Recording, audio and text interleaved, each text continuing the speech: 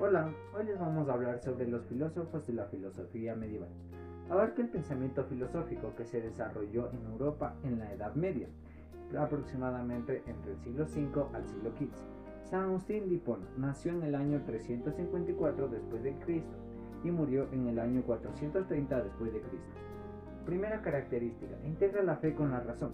San Agustín buscó armonizar la fe cristiana con la razón filosófica. En sus obras como La ciudad de Dios, argumentó que la fe en Dios puede coexistir con la racionalidad y el pensamiento crítico. Segunda característica: desarrolló la doctrina del pecado original. San Agustín formuló una teoría influyente sobre el pecado original que sostiene que el pecado de Adán y Eva afectó a toda la humanidad. Según él, esta caída inicial ha dejado a los seres humanos con una naturaleza caída, lo que quiere la gracia divina para la reflexión y salvación.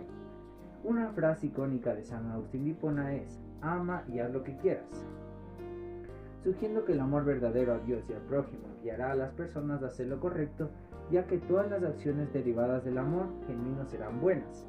Anicio Manilino Torcuato Severino, Boecio, nació en el año 480 después de Cristo y murió en el año 524 después de Cristo.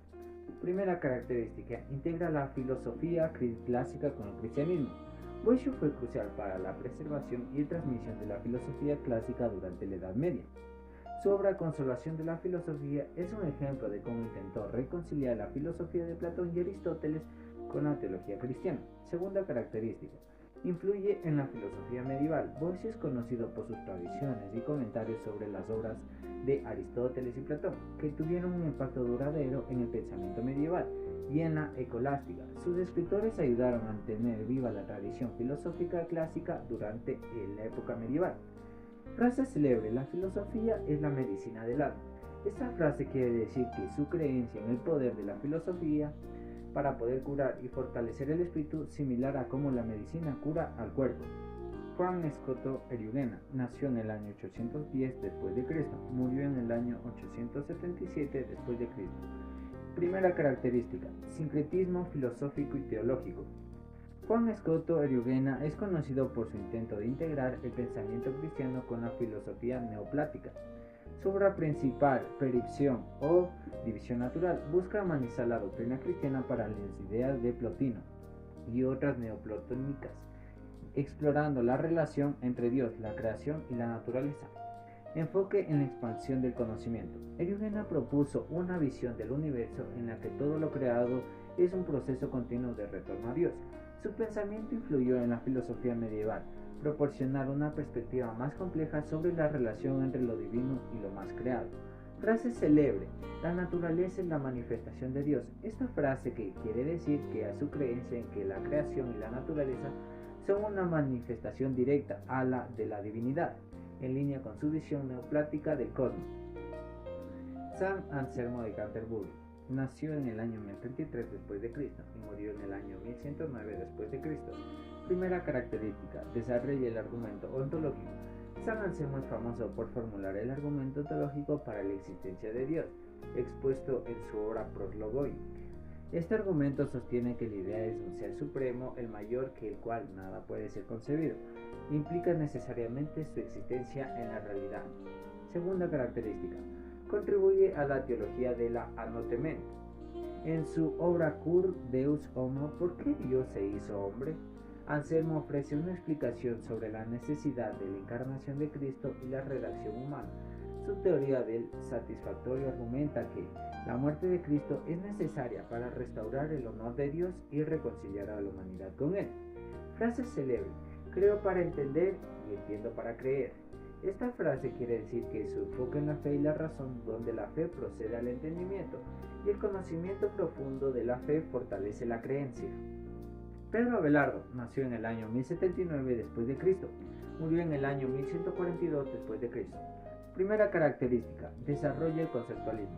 Pedro Abelardo es conocido por su teoría del conceptualismo, que sostiene que los universales conceptos generales como humanidad existen solo en la mente, en lugar de ser entidades reales o meras palabras. Esto representó un punto intermedio entre el realismo platónico y el nominalismo, y fue influyente en la filosofía medieval. Segunda característica: enseñanza y método dialéctico.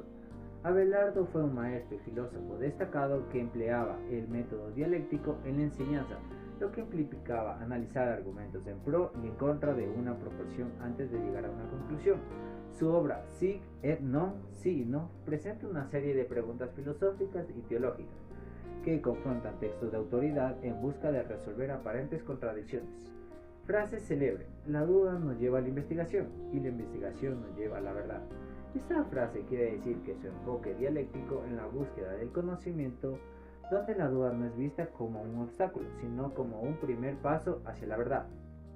Santo Tomás de Aquino nació en el año 1225 después de Cristo y murió en el año 1274 después de Cristo. Primera característica: sistematiza la filosofía cristiana. Santo Tomás es conocido por su obra Suma Teológica, donde armoniza la filosofía de Aristóteles con la teología cristiana. Esta obra es un compendio monumental que abarca desde la naturaleza de Dios hasta la ética humánica y sentó las bases del pensamiento escolástico. Segunda, teoría de la ley natural. Tomás de Aquino desarrolló la teoría de la ley natural, que sostiene que los principios morales están inscritos en la naturaleza humana por Dios y son accesibles de la razón.